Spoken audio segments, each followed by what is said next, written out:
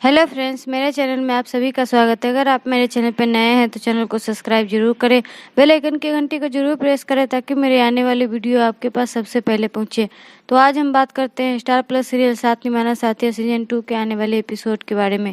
आज के एपिसोड में दिखाया जा रहा है सागर अंधेरे में लाठी चला रहा था, वो लाठी कनक को लग जाती है। सभी एकदम से चीख पड़ते हैं। फिर सभी देखते हैं कि दोनों भाई भाभी चुरा कर खाना खा रहे हैं। काका कहते हैं अगर ये पता होता कि तुम लोगों को चुरा कर खाना खाना पड़ता तो बंटवारे की बात कभी नहीं करते।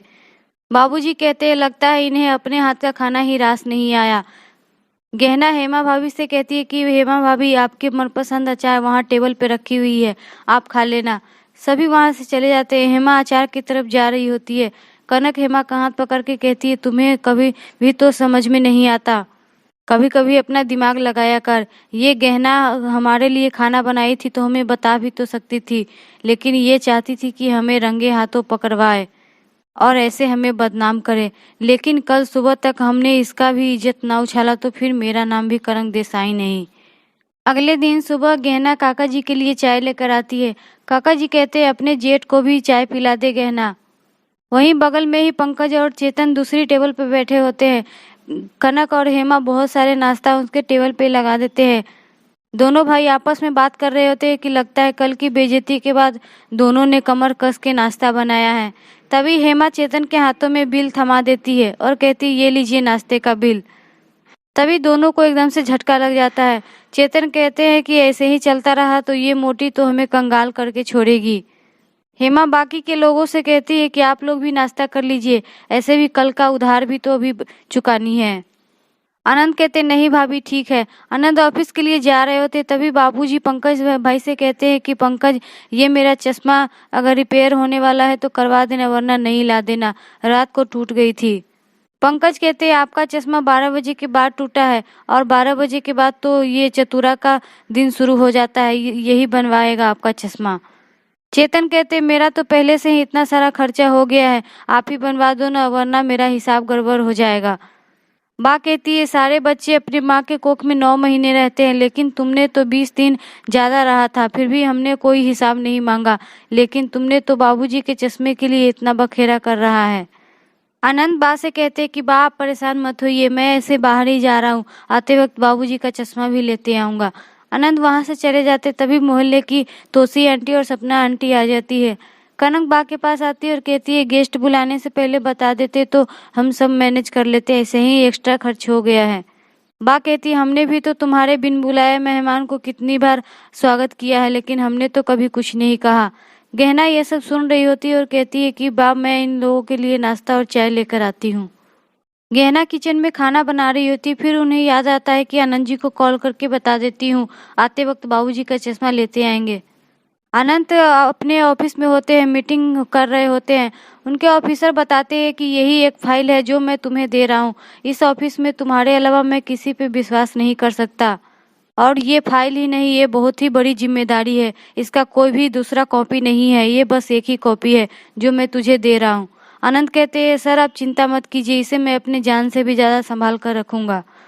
मीटिंग ओवर होते ही गहना का कॉल आ जाता है। गहना बताती है आते वक्त बाबूजी का चश्मा लेते आइएगा, यही याद दिलाने के लिए हमने कॉल किया।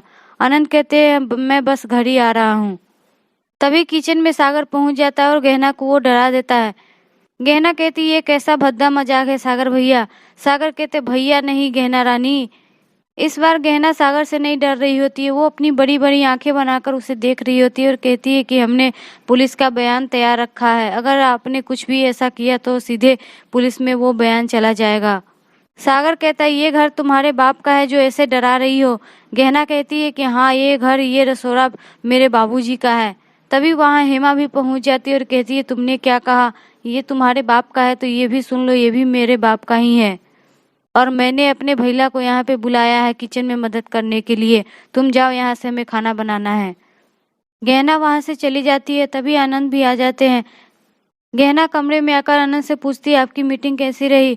आनंद बताते हैं कि सबको मुझ पे बहुत भरोसा है और मीटिंग बहुत ही अच्छी हुई। आनंद फाइल वहीं टेबल पे रख देते हैं। तभी वहाँ बच्चे आ जाते हैं और कहते हैं कि गहना से कह रहे होते हैं कि आप चलिए मेरे प्रोजेक्ट बनाने में मेरी मदद कीजिए। गहना कहती है कि अभी नहीं, थोड़ी देर बाद। बच्चे गहना से जिद कर रहे होते तभी गिलास का पानी उस फाइल पे गिर जाती है। गहना झट से उस फाइल को उठा लेती है। आनंद भी वहां दौड़ कर आते और फाइल को उठाकर उसे चेक कर रहे होते कि कहीं डॉक्यूमेंट गीला तो नहीं हुआ। गहना बच्चों से कहती है आप लोग चलिए मैं आती हूँ। आनंद गहना को बताती है कि तुमने आज ये फाइल बचाकर मुझ पे बहुत बड़ा एहसान किया है। ये फाइल ही नहीं बल्कि ये मेरी जान है। गहना पूछती है कि इसमें ऐसा क्या है। आनंद कहते हैं देश की नई नई टेक्नोलॉजी का इसमें बहुत सारी जानकारी है, ये किसी और के हाथ नहीं लगने चाहिए। गहना कहती है कि इसका मतलब इस देश के दुश्मन इसका इस्तेमाल कर सकते हैं। आनंद गहना से कहते हैं कि तुम इस फाइल को अलमारी में रख दो, जब ऑफिस वाले दोबारा इसे मांगेंगे फिर तुम मुझे दे देना।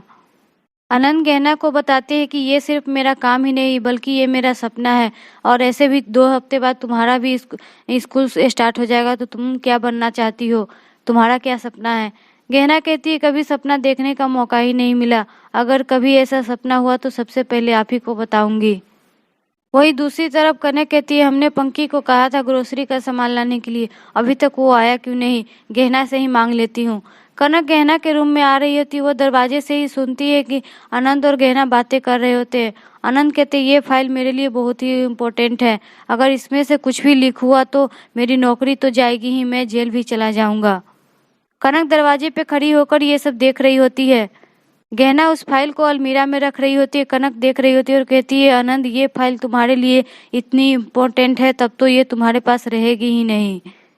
फिर आनंद गहना को बताते जब मैं आ रहा था तो रास्ते में बच्चे खेल रहे थे और मैं भी, हम तीनों भाई का बचपन कितना अच्छा बीत रहा था। जब हम तीनों छोटे थे तो कैरम खेलते थे, पंकज भाई हमेशा जीतते थे और चेतन भाई को हारना बिल्कुल पसंद नहीं था, इसलिए वो चीटिंग करते थे। लेकिन आज देखो क्या हो गया।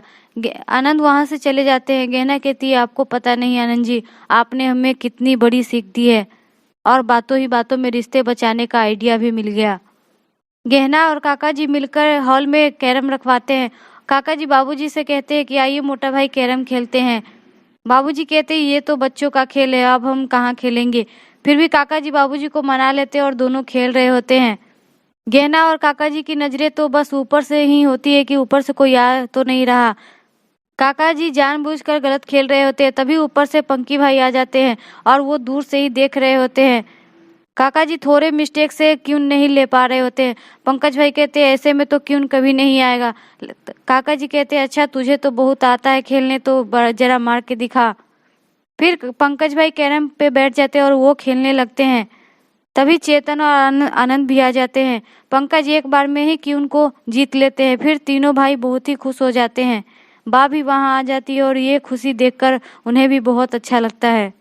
फिर तो सभी लोग वहां इकट्ठे हो जाते हैं। कनक और हेमा भाभी को समझ में नहीं आ रहा होता है कि ये हो क्या रहा है। सभी एकदम से मगन होकर कैरम खेल रहे होते हैं।